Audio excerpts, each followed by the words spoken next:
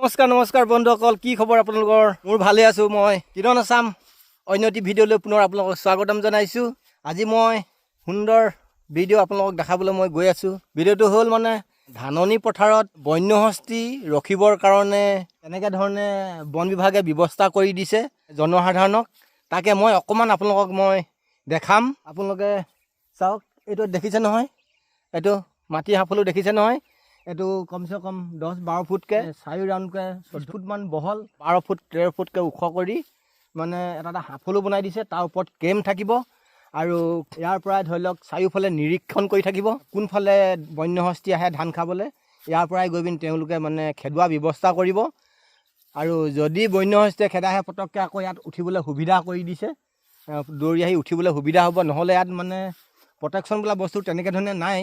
মানে বন বিভাগে এইটোৱে মানে ৰাইজক সুবিধা কৰি দিছে। কিছুমানে এইবিলাক দেখিছে নহয়, গছৰ ওপৰত টঙি বনাই আছে। এতিয়াৰ পৰা তেওঁলোকে তাৰমানে ইয়াতে এনেকুৱা কেম্প বনাই ল'ব। বন বিভাগে এইটোৱে সুবিধা কৰি দিছে। আৰু টঙিবিলাক মই আৰু দেখাই যাম, আপোনালোকে চাই যাব মোৰ ভিডিঅ'টি প্ৰথমৰ পৰা শেষৰলৈকে কেনেকৈ ধৰণে মানে ধাননি পথাৰত ধান ৰখিবলৈ ব্যৱস্থা কৰিছে বন বিভাগে। যদি ভিডিঅ'টি ভাল লাগে লাইক এটি কৰিব, কমেণ্ট এটি কৰিব, আৰু যদি ভিডিঅ'টি ভাল লাগে শ্বেয়াৰ কৰিবলৈ নাপাহৰিব। বলক মই আৰু কিছুমান মই দেখাবলৈ গৈ আছোঁ এতিয়া। সৌটো ধাননি পথাৰ ৰখীয়া টঙিঘৰ হয়। চাৰিওফালে বনাঞ্চল, মাজতে ধাননি পথাৰখন আছে। সৌখন গাঁওখন হ'ল, আৰু এইখন হ'ল পেঙেৰি অঞ্চলৰ ডিব্ৰুজানৰ পৰা আজীৱন বৈ অহা ডিব্ৰু নদী হয়। এইখন পেঙেৰিৰ পৰা ডুমডুমা গুৰিজান হৈ ব্ৰহ্মপুত্ৰত পৰিছেগৈ। এইটো হ'ল টিলা। ইয়াত চাওক, চাৰিওফালে আপোনাৰ লক্ষ্য কৰকচোন কিমান ডাঙৰ ডাঙৰ গাঁত খান্দি দিছে বা খাল খান্দি দিছে। ইয়াৰ পৰা ডাঙৰীয়াবিলাকে বা বন্যহস্তীয়ে খেদাই আহিলে পটককৈ কেতিয়াও এই ৰখীয়াসকলক আক্ৰমণ কৰিব নোৱাৰে। আৰু দকৈ খান্দিব, আৰু ওখ কৰিব। পিছৰ পৰ্যায়ত যেতিয়া সুন্দৰকৈ বনাব আপোনালোকক মই দেখাবলৈ এদিন চেষ্টা কৰিম, আকৌ পুনৰ দেখাম আপোনালোকক। সৌটো হ'ল গছৰ ওপৰত বনাই ৰখা টঙিঘৰ হয়। বৰ্তমান এওঁলোকে ইয়াৰ পৰাই নিৰীক্ষণ কৰি থাকে চাৰিওফালে, আৰু ইয়াৰ পৰাই তেওঁলোকে নামি গৈ বন্যহস্তীক খেদাবগৈ। দেখিছে নহয় গছৰ ওপৰত কেনে বনাই ৰাখিছে।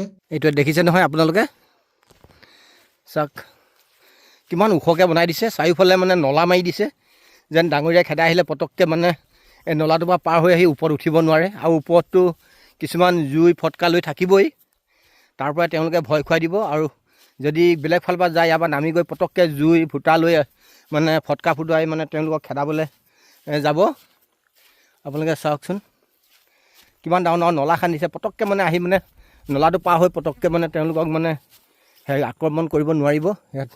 আৰু বহুত দকৈ খান্দিব নলাটো। ইয়াত মাটি আৰু উঠাব, আৰু বহল কৰি দিব।